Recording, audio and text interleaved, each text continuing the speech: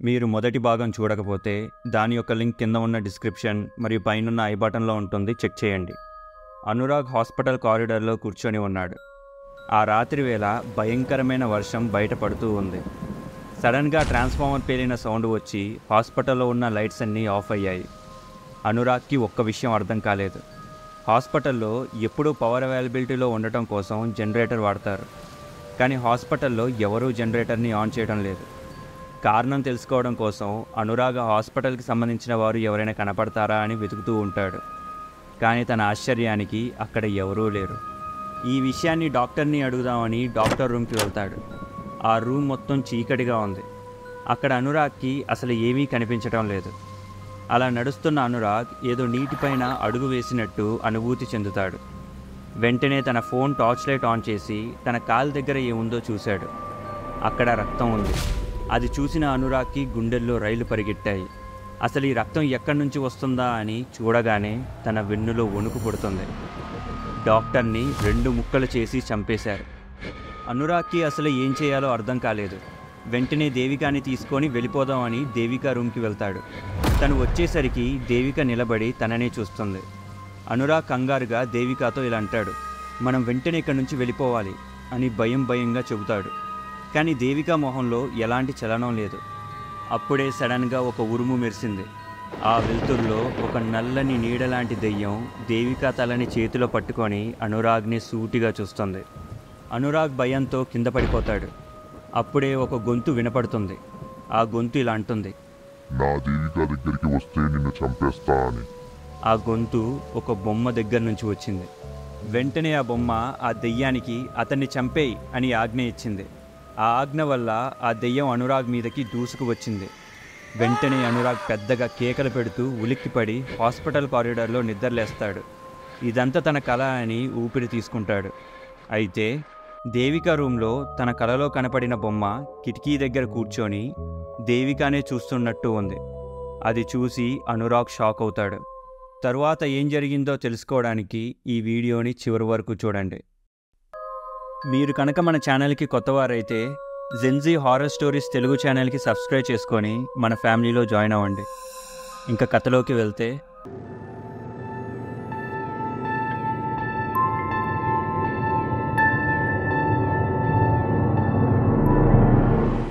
అనురాగ్ వెంటనే ఆ బొమ్మని తీసుకొని హాస్పిటల్ బయట ఉన్న డస్ట్బిన్లో పడేస్తాడు. ఆ తర్వాత డాక్టర్ని కలిసి అసలు దేవిక పరిస్థితి ఏంటా అని కనుక్కుంటాడు. డాక్టర్ పెద్ద స్పెషలిస్టులను తీసుకొచ్చి దేవికాని చెక్ చేయిస్తాడు.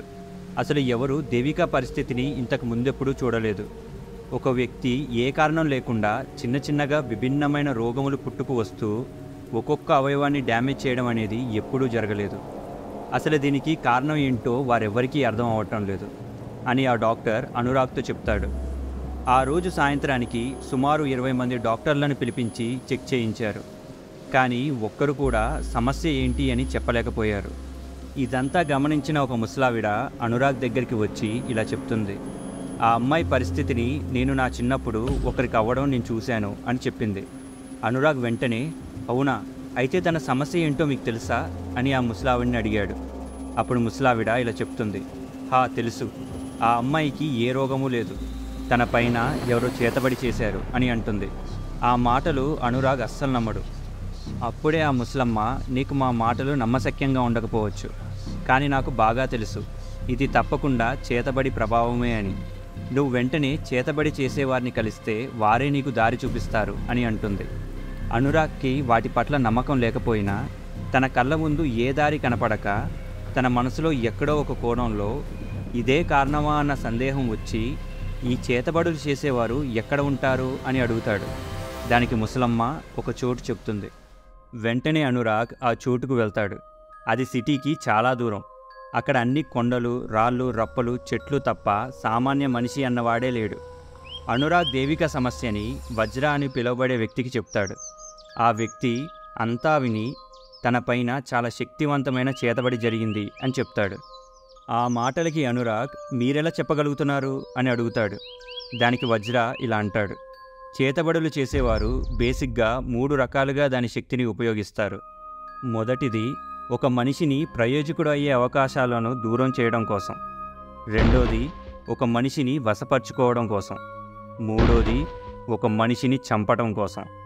ఒక్కో పనికి ఒక్కో పిశాచి చేతబడి చేసేవారికి అవసరం పడుతుంది. కానీ అందరి వద్ద ఈ మూడు ఉండవు. వారి శక్తి మేరకు వారికి వీటిలో ఏదో ఒకటో లేదా అన్నీ దొరుకుతాయి. కానీ నువ్వు చెప్పిన దాని ప్రకారం దేవిక అనే అమ్మాయికి మూడో రకం ఆత్మ పీడిస్తుంది.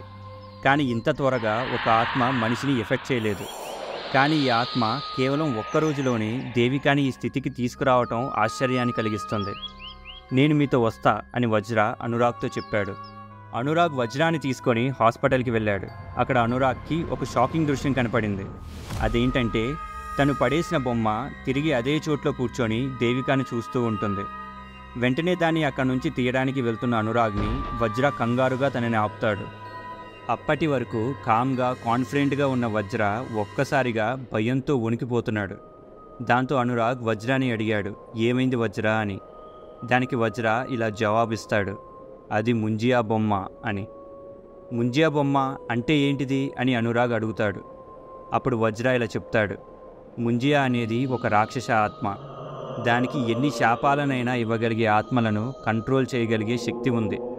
దీనికి సంబంధించిన ఒక కథ చేతబడుల్లో ప్రావీణ్యం పొందుతున్న పెద్ద పెద్ద శక్తివంతులకు తప్పకుండా తెలుసు. ఆ కథ ఏంటి అని అనురాగ్ అడుగుతాడు. దానికి వజ్ర ఇలా చెప్తాడు, పూర్వం అరణ్యాకుడు అనే శక్తివంతమైన మాంత్రికుడు ఉండేవాడు. అతను ఒక యువరాణిని ప్రేమించి తనని తన సొంతం చేసుకోవాలి అని అనుకున్నాడు.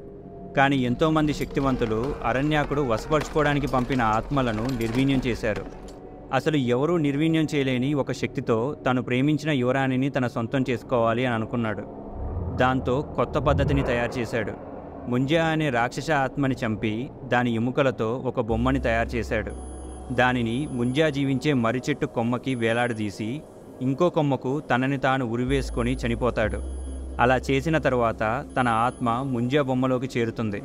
ఇప్పుడు ఆ బొమ్మలో ఉన్న అరణ్యాకుడు ఎంతో శక్తివంతమైన ఆత్మలను కంట్రోల్ చేసి తాను ప్రేమిస్తున్న యువరాణి మీదకు పంపి తనని చంపేసి తన ఆత్మని ఈ విశ్వం బ్రతుకున్నంత వరకు తనతోనే బందీగా ఆ మర్రి చెట్టులో ఉంచుకుంటాడు. ఒక్కసారి తన ప్రేయసి ఆత్మని తన సొంతం చేసుకున్నాక అరణ్యాకుడి ఆత్మ ఆ బొమ్మను వీడి ఆ చెట్టులోకి వెళ్ళిపోతుంది. ఇలా ఎంతోమంది వారు ప్రేమించిన వారి కోసం తమని తాము చంపుకొని వారి ఆత్మను ముంజియా బొమ్మలోకి ప్రవేశపెట్టారు. వారు ప్రేమించిన వ్యక్తిని చంపి ఆ ఆత్మను పొంది ఈ బొమ్మను వీడుతారు. అలానే దేవికాని ప్రేమించిన ఎవరో ఆత్మ ఇప్పుడు ఆ బొమ్మలో ఉంది. అది దేవికాని చంపకుండా ఇక్కడి నుంచి వీడదు. ఆ మాటలకి అనురాగ్ భయపడిపోతాడు. మరి దాన్ని ఆపలేమా అని అడుగుతాడు. మనం ఈ బొమ్మని ఆపాలి అంటే ఆ చెట్టుని కాల్చేయాలి. కానీ ఆ చెట్టు ఎక్కడ ఉన్నది అనేది ఎవరికీ తెలియదు. ఈ బొమ్మని నేరుగా ఎవరికైతే తన అవసరం పడుతుందో వారి ముందు ప్రత్యక్షమై వారిని ఆ చెట్టు దగ్గరికి తీసుకెళ్తుంది అని చెప్తాడు. వెంటనే అనురాగ్ దేవిక ఆఫీస్ కొలీగ్కి కాల్ చేసి ఎవరైనా వ్యక్తి దేవిక వెనకాల ప్రేమ అంటూ తన వెంట పడ్డారా అని అడుగుతాడు. దానికి దేవిక వాళ్ళ ఫ్రెండ్ తపన్ అనే మహారాష్ట్ర అబ్బాయి తన వెనకాల పడేవాడు అని చెప్పింది. అనురాగ్ అతను ఎక్కడ ఉన్నాడు అని అడుగుతాడు. అప్పుడు దేవిక వాళ్ళ ఫ్రెండ్ కొన్ని రోజులుగా తపన్ అసలు ఆఫీస్కి రావటం లేదు అని చెప్తుంది. దాంతో అనురాగ్ వెంటనే తపన్ వాళ్ళ ఫ్యామిలీని కాంటాక్ట్ అవుతాడు. వాళ్ళకు అసలు తపన్ ఏమైపోయాడు అన్న విషయమే తెలియదు. అప్పుడు వజ్ర అనురాగ్తో ఇలా అంటాడు, నీకు తపన్ ఎక్కడికి వెళ్ళాడో తెలిస్తే ఆ చెట్టు ఎక్కడ ఉందో కూడా తెలుస్తుంది అని చెప్తాడు. అలానే అనురాగ్కి రక్షణగా ఉండటం కోసం ఒక ఉంగరాన్ని ఇస్తాడు. ఇక్కడ నేను ఈ అమ్మాయిని చూసుకుంటాను, నువ్వు ఆ చెట్టుని కనిపెట్టి తగలబెట్టేయి అని అంటాడు. అనురాగ్ వెంటనే తపన్ హోమ్ టౌన్కి వెళ్ళి వాళ్ళ ఫ్యామిలీ చేత పోలీస్ కేసు పెట్టించాడు. కేసుని స్పీడప్ చేయడం కోసం వాళ్ళకి డబ్బులు ఇచ్చేవాడు. పోలీస్ ఇన్వెస్టిగేషన్ స్టార్ట్ చేసి సీసీ ఫుటేజెస్ అన్నీ చూసి తపన్ ఒక అడవిలోకి వెళ్ళినట్టుగా కనిపెడతారు. పోలీస్ టీంతో అనురాగ్ కూడా వెళ్తాడు. అయితే అనురాగ్ తనతో పాటు ఒక బ్యాగ్ తెచ్చాడు. అందులో పెట్రోల్ బాటిల్ ఉంచాడు. అందరూ నడుచుకుంటూ ఆ అడవిలో ముందుకు వెళ్తున్నారు. సడన్గా అక్కడంతా పొగమంచు వచ్చేసి ఎవరు ఎటు వెళ్తున్నారో వారికే అర్థం అవటం లేదు. ఏవో నవ్వులు నక్కల ఊలలు వారికి వినపడుతున్నాయి. పోలీసులు ఏదో కీడుని శంకించి వెంటనే తమతో ఉన్న గన్నులను బయటికి తీస్తారు. ఏవో జంతువులు వారి వైపు రావడం గమనిస్తారు. అదేంటా అని చూసి షాక్ అవుతారు. నల్లని షాడోలు, జింకలు, తోడేళ్ళు, నక్కలు లాంటి మృగాలపైన కూర్చొని వారి వైపే వస్తాయి. అందరూ భయపడిపోయి వాటిని కాల్చడం ప్రారంభించారు. కొందరికి చనిపోతామేమోనన్న భయంతో వెనక్కి తిరిగి పారిపోతారు. ఆ జంతువులు పోలీసులను అటాక్ చేస్తాయి. వాటన్నిటికీ ఆలోచనలు ఉన్నట్టు నేరుగా వారి గన్నులపైన అటాక్ చేసి ఆ తరువాత వారిని కన్నుల్లో కళ్ళు పెట్టి సూటిగా చూస్తుంది. అంతే, వాళ్ళందరూ కదలకుండా హిప్నోటైజ్ అయినట్టు అలా ఉండిపోతారు. ఆ చెట్టుని తగలపెట్టకపోతే వాళ్ళందరి ప్రాణాలకి ప్రమాదం అని వెంటనే అనురాగ్ ముందుకు సాగుతాడు. కొంచెం దూరం వచ్చాక తనకి ఒక లేక్ కనిపించింది. ఆ లేక్ మధ్యలో ఒక మర్రి చెట్టు ఉంది. అనురాగ్ వెంటనే ఆ నీళ్ళల్లో దిగాడు. ఏవో తన కాళ్ళని లాగాలి అని చూశాయి, కానీ తన ఉంగరం శక్తి వల్ల అవి తన దగ్గరికి రాలేకపోతున్నాయి. అదే అవకాశం అని అనురాగ్ ఆ చెట్టుని పెట్రోల్ పోసి తగలబెట్టేశాడు. అంతే, ఆ చెట్టు బూడిదయ్యేటప్పుడు ఏవేవో ఏడుపులు వినపడడం అనురాగ్ని భయానికి గురిచేసింది. ఆ చెట్టు అలా చావు కేకలు పెట్టి చివరికి కాలి బూడిదైపోతుంది. అదే సమయానికి దేవిక కూడా కుదుటపడి స్పృహలోకి వస్తుంది. తిరిగి వచ్చిన అనురాగ్ వజ్రాన్ని కలిసి జరిగింది చెప్పాడు. తరువాత అనురాగ్ వజ్ర ఇచ్చిన ఉంగరాన్ని తిరిగి ఇద్దామని అనుకున్నాడు. అప్పుడు వజ్ర అనురాగ్తో ఇలా అన్నాడు, నీ వేలు నుంచి ఆ ఉంగరం బయటికి వస్తే నువ్వు చనిపోతావు అని. ఆ మాటలకు అనురాగ్ షాక్ అవుతాడు. వజ్ర అనురాగ్తో ఇలా చెప్తాడు, ముంజియా ఆత్మలను కంట్రోల్ చేయగలదు. తన చావుకి కారణమైన వారిని ముంజియా ఆ ఆత్మల చేత శపిస్తాడు.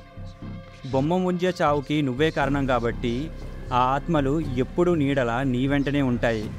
ఆ ఉంగరం ఎప్పుడు నీ వేలు నుండి బయటికి వస్తుందా అని ఎదురు చూస్తాయి. కాబట్టి ఆ ఉంగరాన్ని ఎప్పుడు పోగొట్టుకోకు అని హెచ్చరిస్తాడు. అనురాగ్ సరే అని చెప్పి ఆ ఉంగరాన్ని చచ్చే వరకు తనతోనే ఉంచుకుంటానని అంటాడు. The end. ఈ వీడియో మీకు నచ్చినట్లయితే ఈ వీడియోకి లైక్ చేసి షేర్ చేసి కామెంట్ చేయండి. ఇలాంటి మరిన్ని ఇంట్రెస్టింగ్ స్టోరీస్ కోసం మన జెన్జీ ఫెంటాస్టిక్ ఛానల్ని సబ్స్క్రైబ్ చేసుకోండి. Thank you.